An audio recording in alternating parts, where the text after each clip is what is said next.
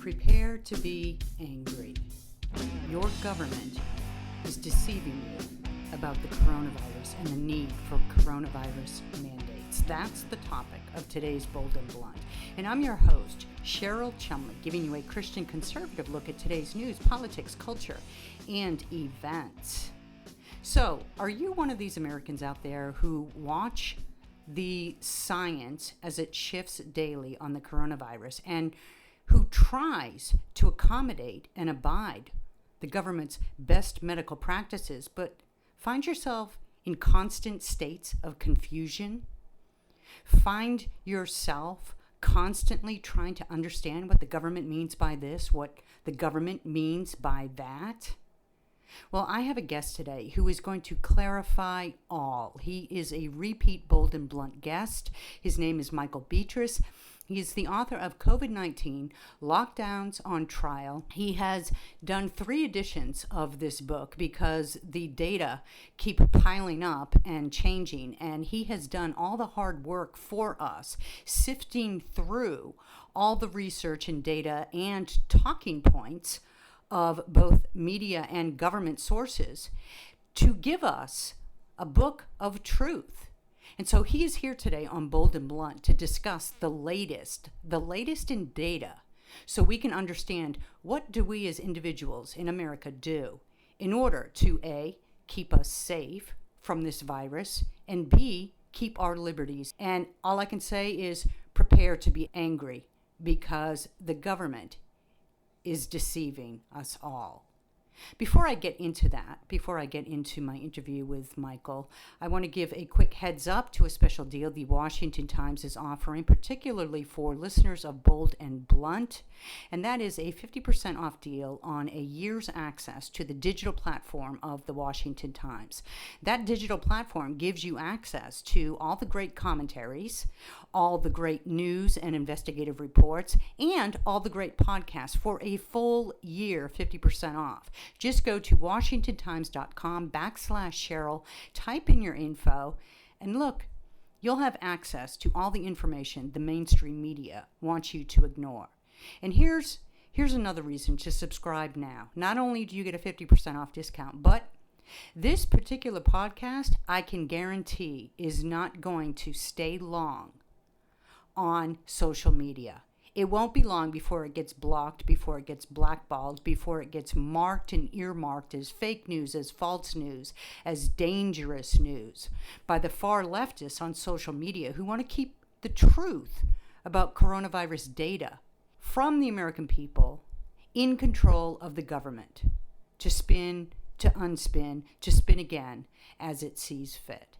So, if you want to make sure and have access to actual information and truths about the actual truthful data coming out from this coronavirus, you can't rely on your Facebook news platform. You can't rely on going to Twitter and picking up reports there. Sometimes you have to subscribe. You have to put a few bucks into a news organization that can offer you the information firsthand without having to go through social media. Just one more reason to subscribe to the Washington Times, because this podcast, if you want the information that's going to be presented in the next half hour, and trust me, you do, and you need this information, trust me. If you want that information, you're not going to be able to share it on social media. This podcast will probably be banned because it tells truths that the left does not want you to know. Did you know that Trafalgar and Convention of States have conducted polls over the last few weeks, finding this: 72% oppose vaccine mandates, 64% oppose vaccine mandates for kids, and 63% oppose any government actions on COVID-19 Delta. That's the Delta variants. In other words, 63% don't want the government to issue forth any more mandates regarding this new variant called Delta. There's also polling from this organization, from this joint organization, that shows Americans by and large are getting weary of Anthony Fauci and getting weary of Washington, D.C. issued medical bureaucratic policy and guidance coming in the shape of mandates on the coronavirus. And about time. You know who's sane in America right now on the coronavirus? Senator Rand Paul. And you know who else is sane on the coronavirus in America right now? Governor Ron DeSantis. That is why Rand Paul and Ron DeSantis are the left's go-to for daily attacks. The left cannot stand the idea that Senator Paul and Governor DeSantis buck the national trend, the national leftist trend of calling for crackdowns and dare to disagree with the Anthony Faucis of the world, with the collectivist bureaucrats in government, with the medical professionals who say the science one day is this, the science one day is that, and expect you, the individual citizen of America, to obey blindly without question, like a sheep, like a good sheep. Governor DeSantis just recently, just this week, held a gathering on the state capitol in Tallahassee. A gathering of doctors, medical experts, a school administrator, and look at this, a concerned parent, and also a high school student. Imagine that. On the coronavirus, specifically on face mask mandates. The governor of Florida held this gathering, held this hearing, to gather information that Anthony Fauci wants to dismiss. Well, I'm going to play you the opening exchange between Governor Ron DeSantis and Dr. Jay Bhattacharya at this hearing, at this gathering.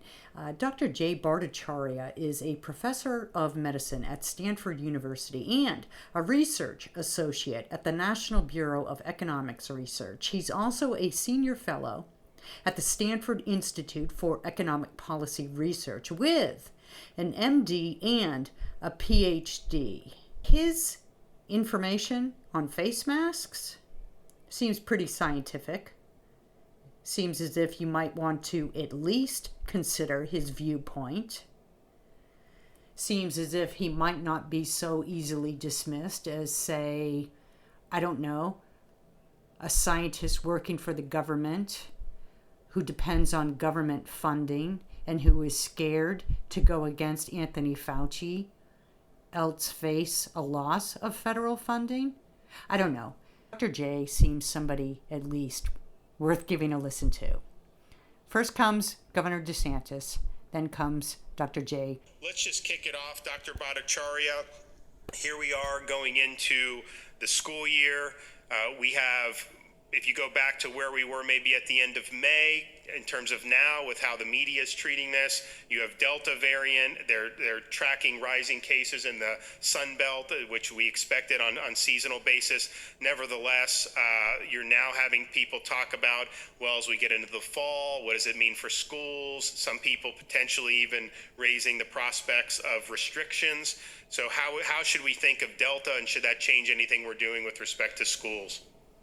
I don't think the Delta variant changes the calculus or the evidence in any fundamental way, Governor. So if you look at the data from before the Delta variant, look at Sweden, for instance, that kept their schools open, unmasked, no social distancing all year. The teachers themselves, and this is before the vaccine, were at lower risk of COVID deaths than the population at large, other workers in the population. And the kids themselves had 0 deaths, I think, in Sweden during that time. The Delta variant is coming in a context where every teacher has had the opportunity to be vaccinated if they so choose, so they're protected against severe disease. The kids themselves continue not to be, the evidence continues to show that they're not spreaders of the disease in an efficient way. So the masks themselves have a marginal, if any benefit, marginal benefit in slowing the spread of the disease. And of course, masks do actually cause some harm to children developmentally. So I don't think that the calculus has changed at all. It's still the same. I think on net, it's not a good idea to mask children. Everybody in America has different views, it seems, on masks. And here's the individual right point of view on that. If you want to wear a mask, by all means, go ahead and wear a mask. If you don't want to wear a mask, by all means, don't wear a mask. The left thinks it has the right to tell you to wear a face mask because the left has created this sort of atmosphere in America filled with fear, filled with deceptions, that say because this coronavirus is oh so dangerous that you owe it to everybody else in your community to put a face mask on because A, it protects them according to the science. It not only protects you, but it protects them. B, it prevents the spread of the coronavirus. And does the science justify that though? That's one of the questions that my guest today, Michael Beatrice, is going to answer. And I think that this show is probably one of the most important podcasts I've done in my whole experience of doing podcasts. Because it's going to put forth such ideas backed in science that face masks don't work. Children should not be getting the vaccine. There is no justification for it. And hey, the data show that more kids have been put in hospitals because of the side effects of the vaccines that they finally took than the number of kids who were hospitalized due to COVID. Think about that. More kids put in the hospital because of vaccine side effects than the number of kids who were hospitalized due to COVID. Now, that's something that you're not going to hear in the mainstream media. That is something that you're not going to hear even in most conservative media outlets. Too many people are just being buoyed along by the nonstop fear-mongering of the far left and even of many on the right. Look, we have to go by the data here. We have to take a good hard look at the actual numbers and the facts in order to properly deal with the coronavirus. It's not just our health that depends on it. It's our individual liberties. And we are well on our way, as Donald Trump just pointed out in recent publicly delivered remarks, we are well on our way to a communist-style nation where individual rights are things of the past.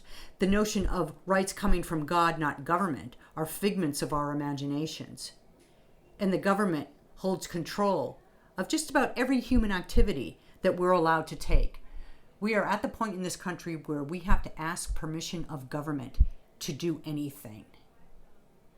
And Michael Beatrice, COVID-19 lockdowns on trial, he's done the research for us that shows us with the data, with the facts, how to fight off this socialist/communist takeover of America. So Michael, thank you so much for being on Bold and Blunt. I really appreciate your time.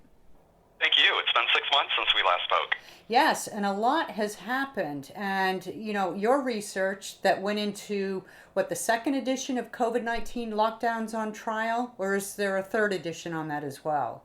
Actually, the third edition should be up in about 10 to 14 days. I just finished the third edition of that book, and it's coming out. And then a second book, completely different, should be out in the fall with kind of a different data analysis on this.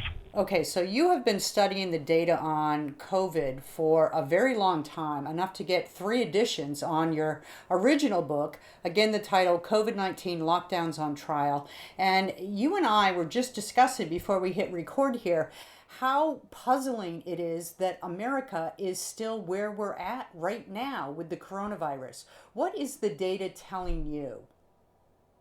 Yeah, Cheryl, I can't believe we're still talking about this. I think one thing that's worth taking a look at is going back in time a little bit.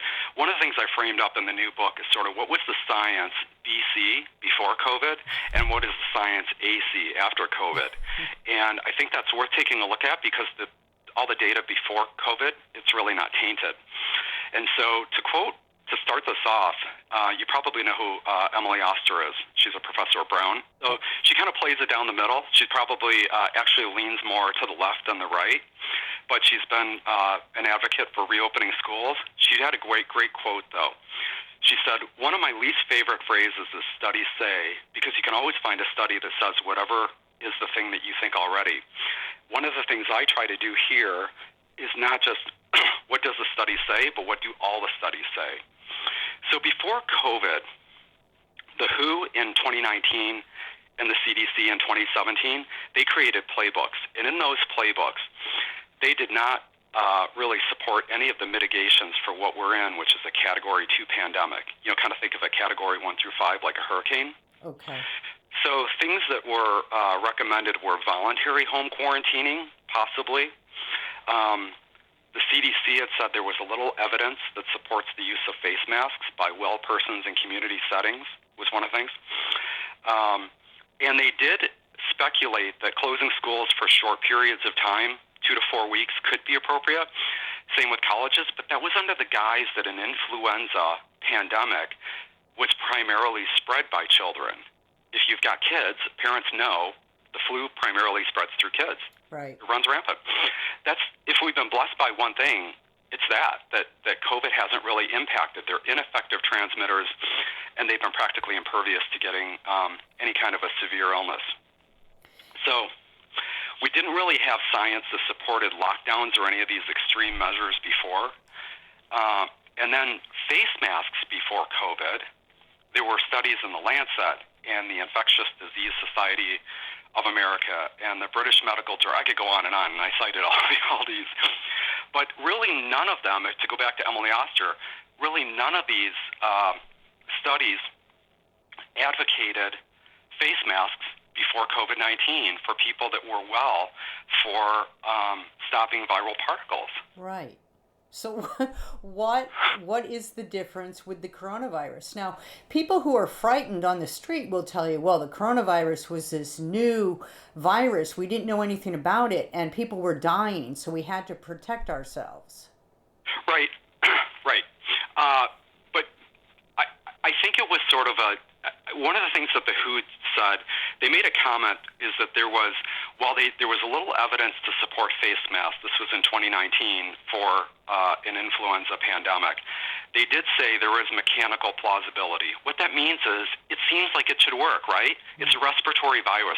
Wearing a face mask feels like it should be effective. To give you a little bit of science on this, viral particles that spread in the air, they vary by size, obviously. A micron is defined as 1/1,000,000th of a meter. It's very, very small. A large droplet is like 5 microns when you hear about like droplets in the air, but you can't see these. These are people, when you hear the term droplet, you kind of think of something you can see, like you'd sneeze out and it would be like you'd actually be able to see a droplet. Right. That's really not what this is. The coronavirus, that turn life upside down, spread through particles as small as 0.1 microns, most commonly a half a micron. To put this in some context, Cheryl, cloth masks have pores that are about 250 microns at rest and 400 when worn. You put a face mask on, it kind of stretches out, and not to mention after you wash it and dry it. Right. That's why face masks don't work, because you're transmitting something at a half a micron level that can cause an infection, and you're trying to impose a face mask that is 500 to 1,000 times larger. The pore size is larger. That's why they haven't worked. And you know what? You just gave the data to what common sense already dictated, though, because it's been my view from the very beginning that face masks don't work because the definition of work is kind of muddy here. I suppose that there's an argument that doctors working in an emergency room, right, performing surgeries, where they have nurses tie their face masks over their faces, and so their fingers are never touching their face mask. They're not taking them off to eat. They're not shoving them in their pockets and picking them up from their hard glove boxes to throw on their faces before they go into a store. They work for those surgeons. But for the general people who are just going out and about in their own days living, how could face masks possibly work? Well, to take it further, my brother's a surgeon. So surgeons and nurses that are in operating rooms, when they'll be wearing face masks, they're typically wearing surgical masks. The purpose of that is to stop splatter. It's not to stop the spread of viral particles. Surgeons aren't typically going into surgery with, sick and infected. but the purpose is to stop splatters, things that you can almost see. It's really not to stop, the spread of a viral particle. Okay, this is just every time I speak with you, you give me the data that underscores my outrage already. And so I find myself getting even angrier as we talk, because you're just underscoring all the sense, all the nonsense that the government has been doing for the last year. Well, I think that we need to look back at this, right? I mean, again, it feels like face masks should work. It does feel that way. They just don't. And if you understand why, it's not hard to look at the charts, look at the data. You can't find a community in the United States that had continued face mask mandates along with that continued suppression of the virus. It just doesn't exist. There's not a community in the entire country where you had a face mask mandate and you had a flat line. When the virus rolled in, and it comes in seasonally and it comes in geographically. So when everybody talked about, oh my goodness, South Dakota is getting hammered back in November, which it did. So did every state that bordered South Dakota. The case curves per capita are nearly identical with every state in that whole geography. When you look at what's happening right now, the South is getting a little bit more COVID activity, right? 8 of the same hottest 10 states a year ago in July 2020, 8 of those 10 are the same ones that have a little bit more activity right now, the most activity right now. You've got seasonality in this, you've got geography that plays into it, and face masks don't have any impact. And I want to get into the concept of excess deaths, because that's something that the media never puts into context, and talk about the data that you found for states and excess deaths. But you just brought up another issue that I wanted to delve into. When you talk about looking at the data for the South and how numbers are rising in the South, can we even trust the data that's being put out now? I mean, what happened to the flu? What happened to how these cases of coronavirus were being reported? And really, what happened to the whole idea, the skepticism about a case count? What difference does it make if somebody tests positive for the coronavirus? Is that something that we should be concerned about?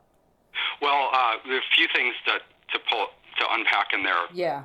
Even Scott Gottlieb, who's been an advocate early on of contact tracing and lockdowns, even he's come around and saying we shouldn't be testing people that aren't sick. And so we've got a little bit of a rise in hospitalizations for COVID-like illnesses. That is real, but it's not very measurable.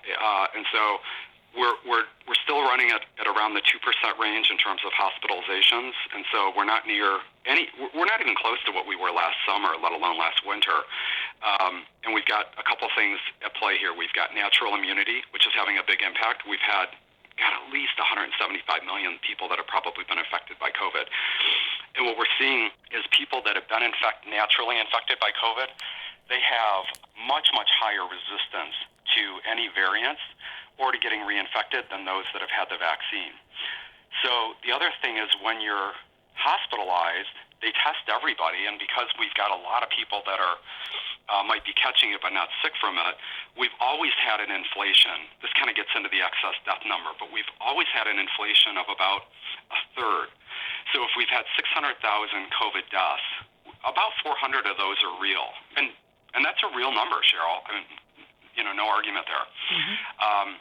But when you look at the age stratification and the underlying conditions that have comprised that 400,000, what we've really done is apply a one-size-fits-all mitigation, whether it's masks or lockdowns or restaurants or schools, to a disease that doesn't one-size-fits-all. It's very discriminatory. We know exactly who's at risk. So when you look at the states that have, I guess, clamped down on individual freedoms tighter than other states, and then you look at the excess deaths and those stats, what do you find? And first define for people what we mean when we talk about excess deaths. Right. So excess deaths is probably the truest measure. It's the one thing that can't really be played with or manipulated or interpreted. So the U.S. typically would lose about 2.9 million lives a year, just to all kinds of different causes. Right. highest causes of death are heart disease and cancer, but it could be anything.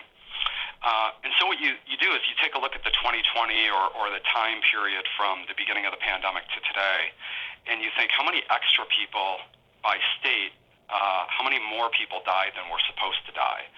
And so that's really a better measure of the impact, because what that does is that takes a look at, we're weighing two things here, right? There's a thing called lockdown deaths. A lot of people have died due to the lockdowns, not just deaths of despair, but really the bigger cause is abandonment and untreated medical ailments. That's a very, very significant number. And so a really good example of this is that take a state like California. So California has been one of the most stringent states in the country. Nobody could really dispute that. They've had fewer kids in class along the West Coast between Oregon, Washington, and California than any place in the country, not even close. So California has had a 22% increase in excess deaths. So that's probably top 5 in the country. So even though they're ranked about 30 in deaths per capita for COVID, they're ranked top 5 for total causes of death, above average. That's a very significant number. So when you look at the most tightly restricted states in the country, and let's even pull New York and New Jersey out of it, because let's almost call them anomalies because they got hit so hard in April. But even when you look at other states that were very tightly restricted, you can't find a correlation between better COVID performance or better excess death performance than states that were loosely restricted. The data, there's just no correlation. In April, the least restricted states in the country, the top 5 were Iowa, Florida, Wyoming, South Dakota, and Texas. And 4 of those 5, Iowa, Florida, Wyoming, and South Dakota, they're all at the U.S. or below the U.S. average in excess deaths. Only Texas was at 25%, which is a very high number. And then you move down to Alaska, South Carolina, Oklahoma. Those states are all at or below the U.S. average.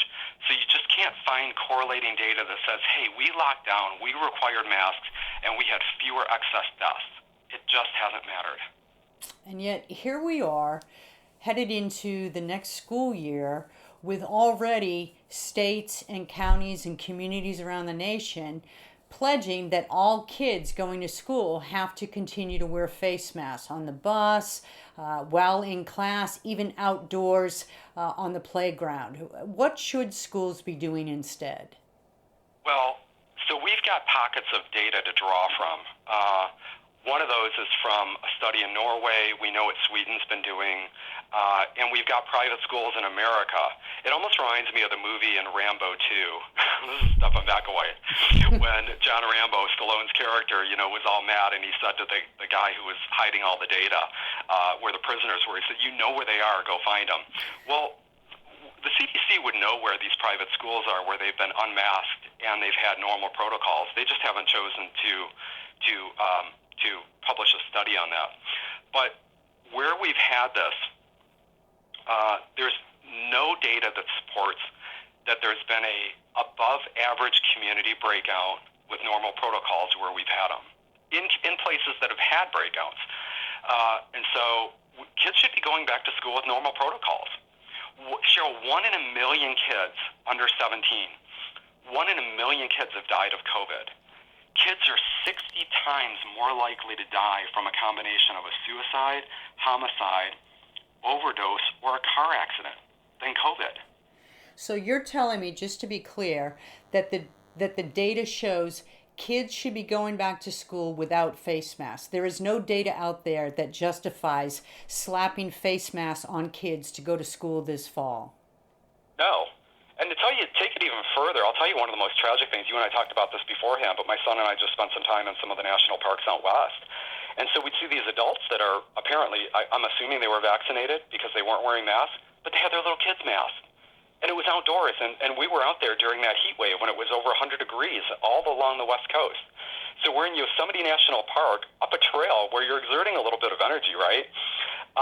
And you've got these poor 4-year-olds that are struggling to keep up, and they're wearing face masks, and it's 100 out. It's crazy. Yeah, it's child abuse, really. That's what's going on here. It's crazy. And it's fear. Fear's driving this, right? Fear and politics, because the data sure isn't. The data's not, Cheryl, but it is.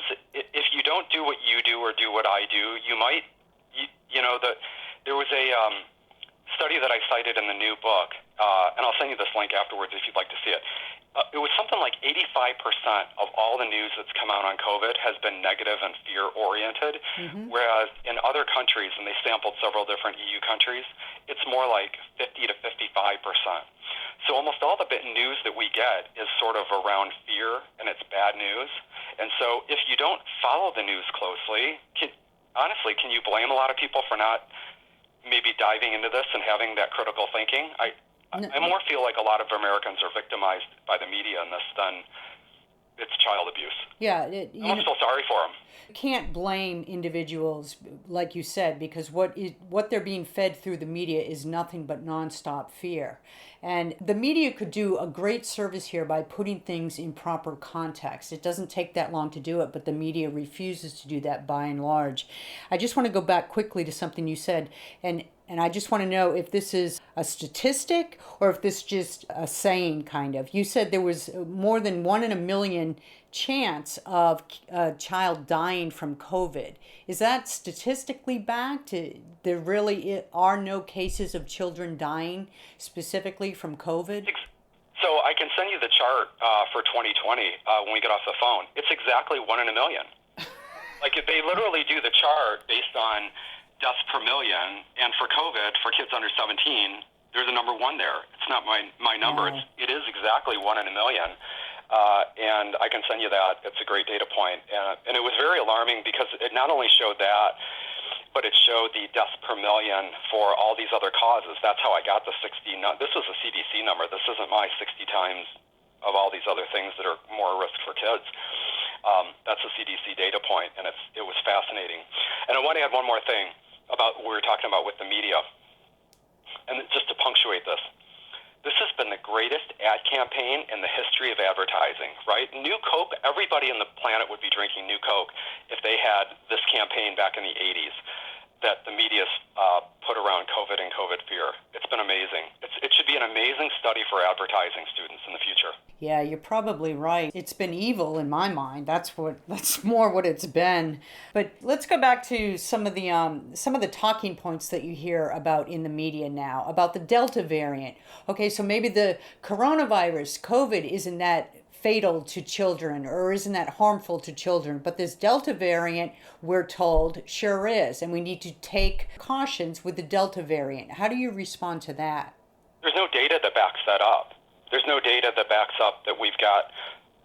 The most data that backs up the Delta variant is that it seems like it may be more highly transmissible, but a little less dangerous. That's what the data's showing us now. But what's a little puzzling and what's frustrating about the data, like we get better data out of the UK and Israel than we really get here. But, we need to understand from a Delta variant or current hospitalization, how many people are in there that have never had COVID, that have had 1 shot, 2 shot, which vaccine, and how many people that have had a natural infection and recovered have been hospitalized. Those are super important data points, Yep. as well as what are the underlying conditions of the people hospitalized. Yep, that's the context that always goes missing, right? All we hear are the fear-filled headlines, and then we hear the politicians take those headlines and use them to justify further clampdowns on liberties. So, and then it goes back a little bit further, right? And you've got to sort of spread out and look at the big picture here. Is what number, right? So a pandemic requires, by definition, 7.4% of all deaths would be contributed, a 7.4 contribution by a novel virus in this case, right? There was no pandemic for people under 55. There's been.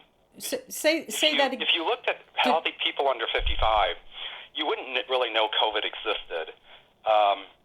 If you looked at people that were over 75, we were in a huge pandemic for the elderly, and even the severely obese.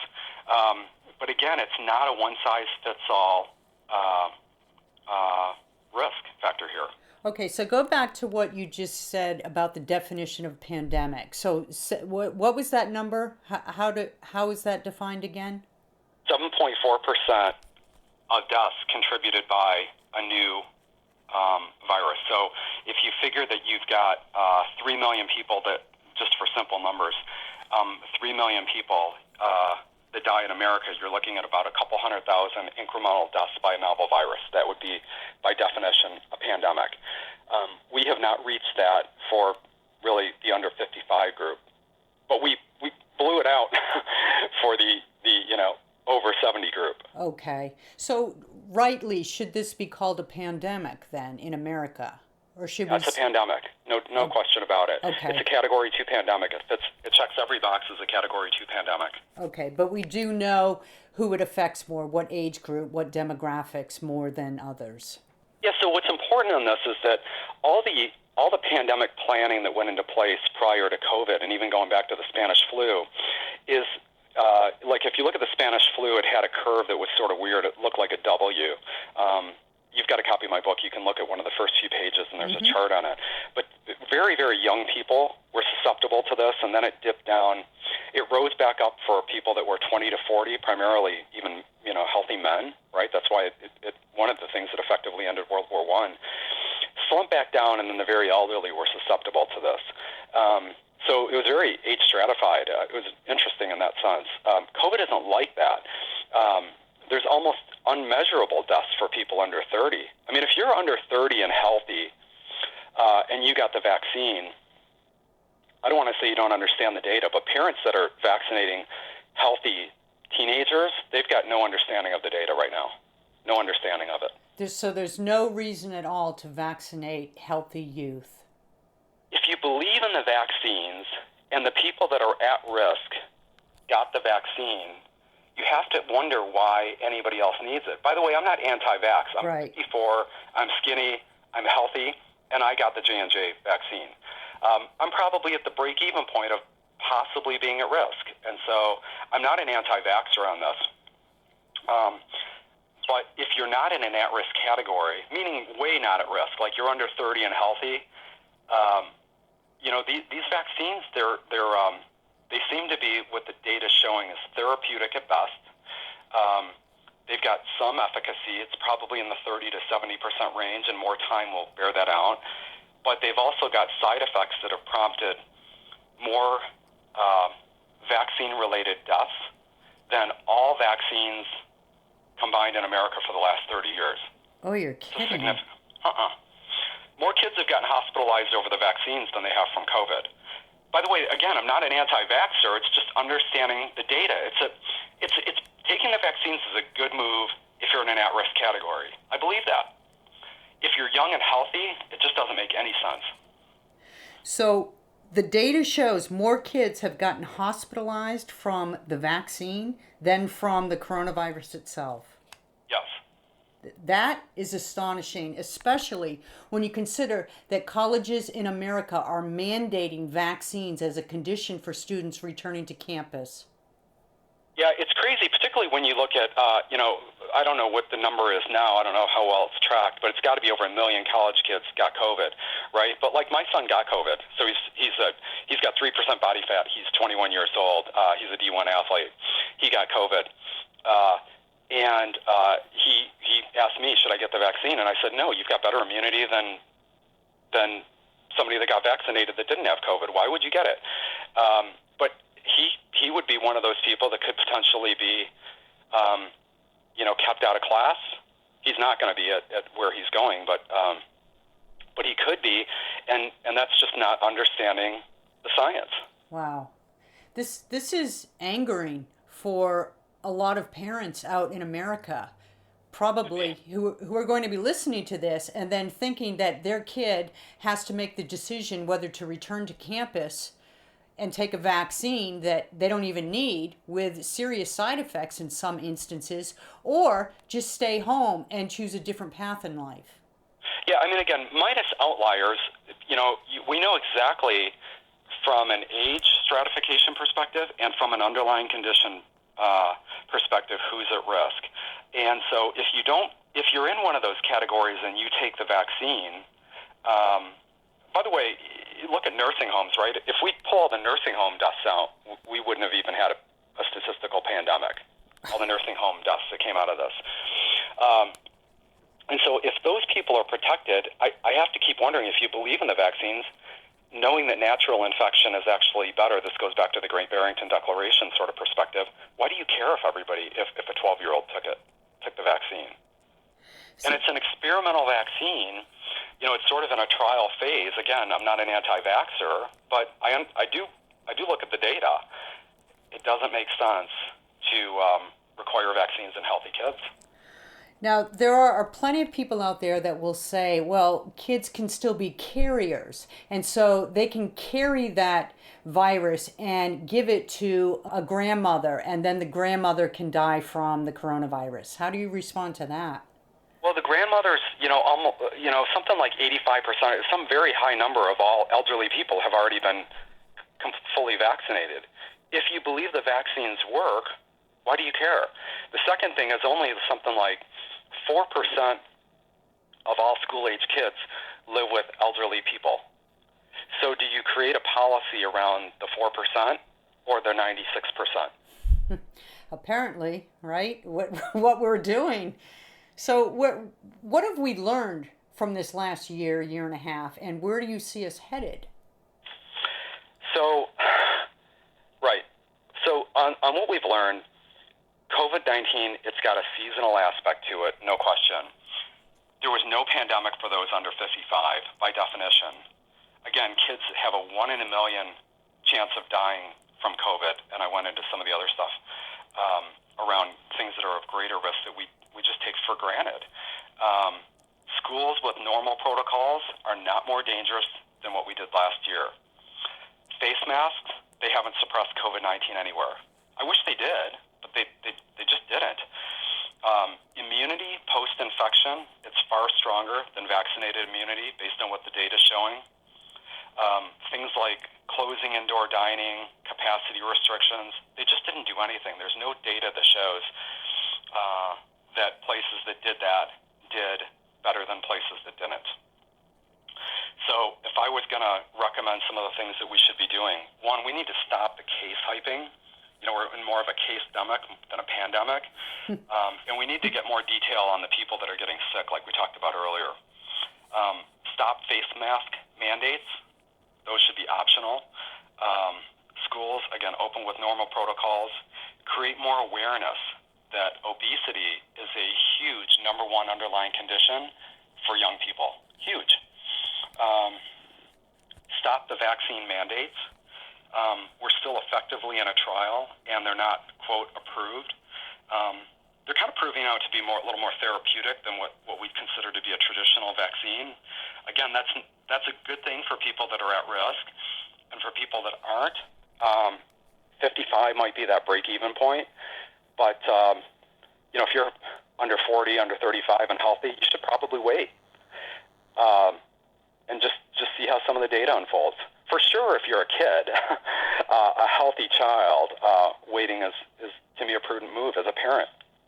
Just to wrap with this last question, should parents fear vaccine mandates for this? Should they fear the side effects and that there could be some long-term ramifications to their children? I mean, there's certainly side effects. What long-term effects are, I'm not going to speculate on something like that. Look, we do require vaccines for other diseases, but they were long tested. They're established vaccines, and my son's taken them all again as a parent.